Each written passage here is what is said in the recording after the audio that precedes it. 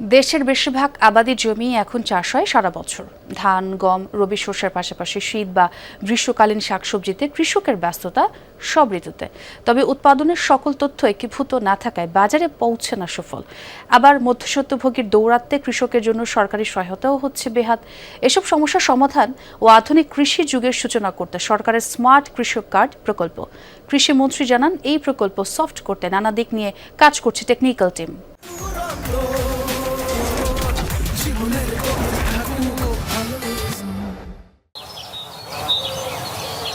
বাংলাদেশের কৃষিতে এক নীরব বিপ্লব ঘটে গেছে গত কয়েক দশকে। রবি মৌসুম শেষ হলেও কমেনি কৃষকের ব্যস্ততা। গম কাটা শুরু হয়েছে পরিণত ভুট্টাও। ইরিডে চারা মাঠে বুনে গ্রীষ্মকালীন শাকসবজির প্রস্তুতি কৃষকের। এমন কর্মযোগ্য সত্ত্বেও কৃষি লাভজনক নয় এমন কথা শোনা যায় হরহামেশাই। এই অবস্থা থেকে উত্তরণে কৃষি কার্ড দিতে যাচ্ছে সরকার। বছরে 2টা থেকে 3টা ফসল আসে একটা জমিতে, 50 থেকে 40 হাজার টাকা বাংলি আসে। তাহলে ওই জমিতে চাষ করায় মনে করেন আমাদের বাজেট নাই বা টাকা নাই, ঋণ নেই, কোনো কিছু কথা নেই আর কি। মনে করেন যে 50,000 টাকা নিলে বছরে 15,000 টাকা সুদ চলে যায়। যেমন আসে যেমন 10 কেজি আইলাম, পাইলাম আর 5 কেজি, আর বাপদারি সব খেয়ে এলো। আমরা কোথাও পাই না। এবার তোমার সার পাইছে, বিষ পাইছে, আমরা তো পাইনি। না, আমাদের আশাবাদ নাই আমরা যে কৃষি কার্ডটা পাবো, এটা আমাদের আশাবাদে আসেও না এবং কল্পনা করাও যায় না। কারণ সরকার তো অনেকবারই দেখছি এটা হয় নাই। কোনো কাউন্সিলে কোনো কর্মী থেকে কোনো নেতা পাতা যদি পায় তাহলে এটা সমস্যা দাঁড়ায় যাইব। মানে কোনো নেতা কর্মী গেলে বাদে সেই জিনিস জনগণ পায় না।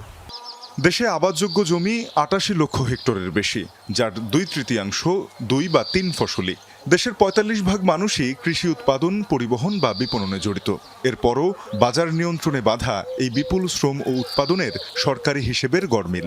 সে ভাবনা থেকেই ডিজিটাল কৃষি তথ্য ভাণ্ডার তৈরি ও কৃষকের ন্যায্য মূল্য নিশ্চিতে সরকারের প্রতিশ্রুতি কৃষক কার্ড। কৃষক স্মার্ট কার্ডে লিপিবদ্ধ হবে কৃষকের নাম, পরিচয়, জমির পরিমাণ, আবাদের ধরন ইত্যাদি, যা থেকে উপযুক্ত সহযোগিতা ও আর্থিক প্রণোদনা সরাসরি পৌঁছে দেওয়া হবে কৃষকের হাতে। পরিকল্পনা অনুযায়ী প্রকল্পের তদারকি করবেন প্রধানমন্ত্রী ও কৃষি মন্ত্রণালয়। কৃষিমন্ত্রী জানিয়েছেন, উন্নত বিশ্বের আধুনিক কৃষি খাতের আদলেই হবে কৃষক কার্ড। এ নিয়ে কাজ করছে টেকনিক্যাল টিম। কয়েকটি উপজেলা দিয়ে শুরু হবে পাইলট প্রোগ্রাম। জাস্ট কার্ড দিয়ে নির্বাচনের কমিটমেন্ট থামতে চাই না।